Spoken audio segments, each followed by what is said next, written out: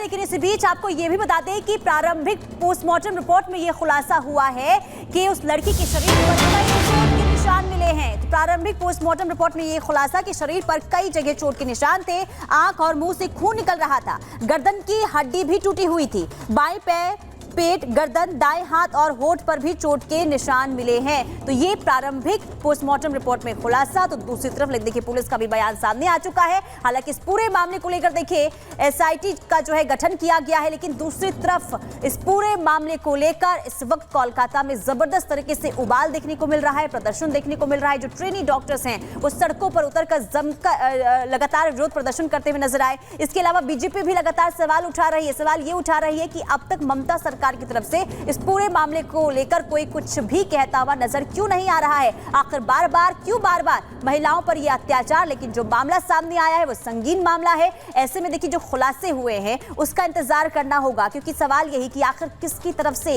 ये जो, क्योंकि देखिए परिवार वाले ये कह रहे हैं कि रेप है, रेप के बाद हत्या किया गया, उसी के आधार पर पुलिस जो है आगे की जांच भी कर रही है। और इसी के बीच आपको ये बता दें कि बीजेपी प्रवक्ता शहजाद पूनावाला का भी इस पूरे मामले को लेकर बयान सामने आया है। उन्होंने क्या कुछ कहा है वो आपको एक बार सुनवाते हैं। पश्चिम बंगाल में ममता बनर्जी होम मिनिस्टर भी है, हेल्थ मिनिस्टर भी है, और उधर अगर एक महिला डॉक्टर, एक जूनियर डॉक्टर जो ड्यूटी पर है, अस्पताल में ही सुरक्षित नहीं है, तो संदेश खाली में उनकी क्या स्थिति होगी। अब सरकार जो है लीपापोती करना चाह रही है। एक इंक्वायरी कमेटी बनाई है जिसमें कि जांच के लिए इंटर्न्स को रखा गया और ऐसे लोगों को रखा गया जो टीएमसी के करीब है। मतलब मामले को दबाने की पूरी कोशिश की जा रही है। अब जो पूरी डॉक्टर और मेडिकल फ्रेटर्निटी है वो भी इसका विरोध कर रही है और सीबीआई जांच की मांग कर रही है। क्या परिवार और जो पीड़ित है उनके अधिकार के लिए क्या सीबीआई की जांच पर राजी और स्वीकार होगी सरकार। परंतु सवाल ये पैदा होता है कि पश्चिम बंगाल में ये माहौल, ये जो कानून व्यवस्था है वो इतनी बिगड़ी क्यों है। ये इसलिए बिगड़ी है क्योंकि वोट बैंक की राजनीति के चलते ममता बनर्जी महिलाओं के साथ नहीं, पीड़ितों के साथ नहीं, संदेश खाली की पीड़ितों के साथ नहीं, शाहजहां के साथ उनकी सरकार खड़ी हो जाती है।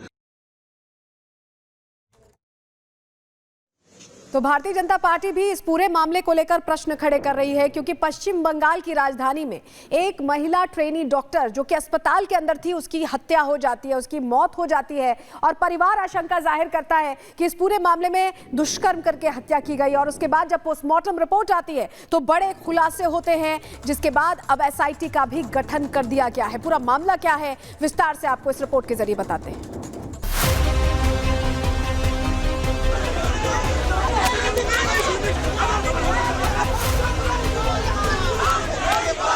को रेप करके खून किया गया है। हम लोग सीबीआई चाहते हैं।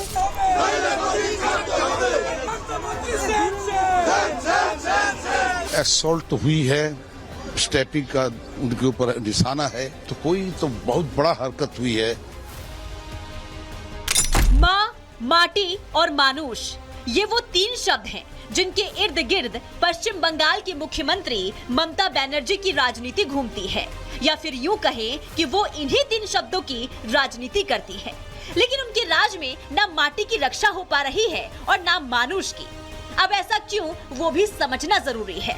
पश्चिम बंगाल की राजधानी कोलकाता इस वक्त उबल रहा है, कारण महिला डॉक्टर की संदिग्ध परिस्थितियों में मौत। मामला आरजीकर अस्पताल का है, जहां सेमिनार हॉल में अर्धनग्न अवस्था में शव बरामद किया गया। दोनों आंखों और मुंह से खून बह रहा था। चेहरे और नाखून पर चोट के निशान थे। उसके पेट, बाएं पैर, गर्दन, दाएं हाथ और होठों पर भी चोट के निशान मिले थे। महिला डॉक्टर की मौत के बाद परिवार रेप और हत्या की आशंका जता रहा है, तो वहीं छात्रों में उबाल है। अस्पताल में काम बंद कर छात्रों ने कैंडल लाइट मार्च भी निकाला, न्याय की मांग करते हुए प्रदर्शन किया।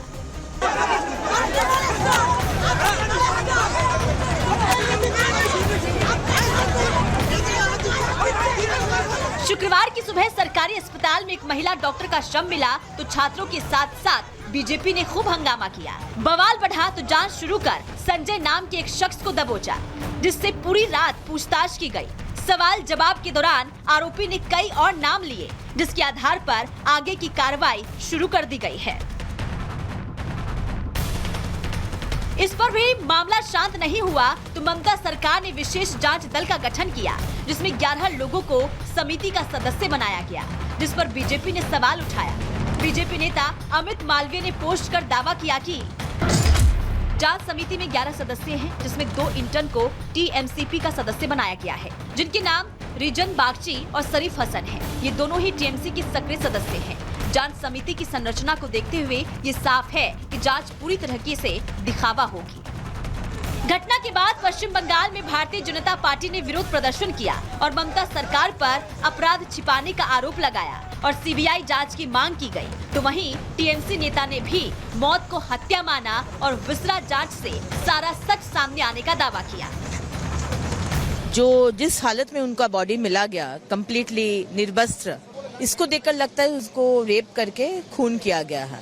और ऐसे भी शाम के वक्त के बाद आप पोस्टमार्टम नहीं कर सकते। हम लोग सीबीआई चाहते हैं। बात सच्चा है कि उनको मर्डर किया गया, बात ये भी सच्चा है कि निर्मम मर्डर है, लेकिन किस लिए है अभी इसके लिए विशरा हो गया है। असॉल्ट तो हुई है, स्टैपिंग का उनके ऊपर निशाना है, तो कोई तो बहुत बड़ा हरकत हुई है।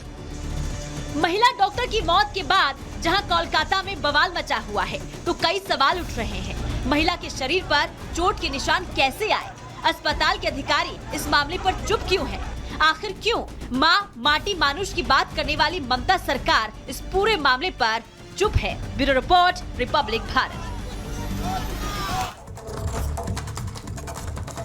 तो देखिए, सवाल यही उठ रहे हैं कि आखिर इस पूरे मामले को लेकर, क्योंकि हैवानियत हुई है, अभी भी ममता सरकार की तरफ से कोई भी बयान सामने नहीं आया। तो देखिए, महिला डॉक्टर की मौत को लेकर अब जो छात्र हैं वो लगातार प्रदर्शन करते हुए नजर आ रहे हैं। कैंडल मार्च भी निकाला गया, सड़कों पर उतर कर न्याय की मांग करते हुए जो छात्र हैं वो नजर आए। इसके अलावा विरोध प्रदर्शन की जो तस्वीरें सामने आई, इसके बाद बीजेपी भी सवाल लगातार पूछ रही है कि आखिर इस पूरे मामले को लेकर आगे क्या हुआ है। सवाल ये भी कि आखिर बार बार इस तरीके की बर्बरता क्यों हो रही है। तो देखिए, पश्चिम बंगाल की राजधानी कोलकाता का ये पूरा मामला है, जहां एक महिला डॉक्टर के अस्पताल में मौत हो जाती है। हालांकि अब यही मौत सवालों के घेरे में। परिवार ये कह रहा है कि रेप और हत्या हुई है और यही वजह है कि अब न सिर्फ छात्र गुस्से में हैं, बल्कि बीजेपी भी लगातार विरोध प्रदर्शन करती हुई, सवाल पूछती हुई नजर आ रही है। और चलिए आगे बढ़ते, बात अब उत्तर प्रदेश की बरेली की कर लेते हैं, जहां से साइको किलर का आतंक लगातार 15 महीनों से जारी था। 15 महीनों में 10 महिलाओं को इस साइको किलर ने मौत के घाट उतार दिया था और आखिरकार ये किलर अब पुलिस की पकड़ में आ गया है। कैसे पुलिस ने इसे पकड़ा है, किस तरह से इसकी पहचान हो पाई, पूरी कहानी इस रिपोर्ट में समझिए।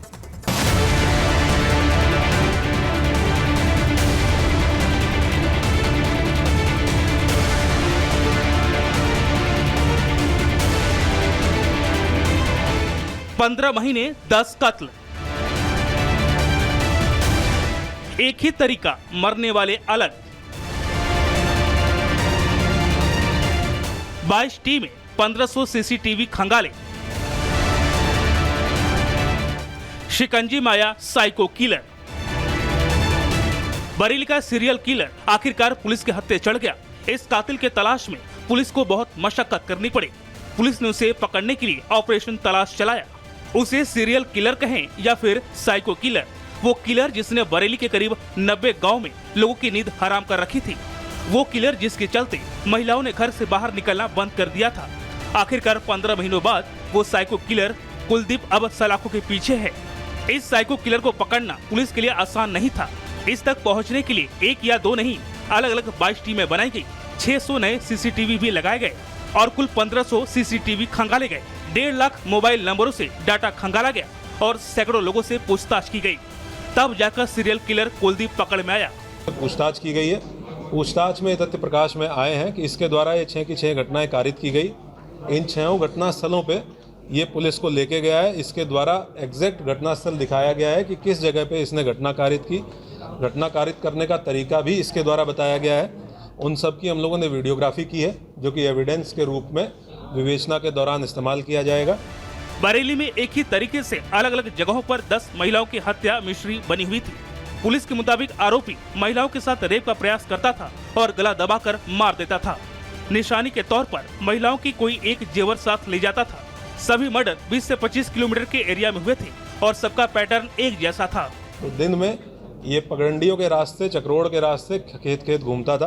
ये बहुत सहज तरीके से बातचीत करता था और उनको सुनसान जगह पे ले जाके, जो थोड़ा 10-20 मीटर दूर खेत में ले जाके उनसे सेक्सुअल फेवर्स के लिए अप्रोच करता था।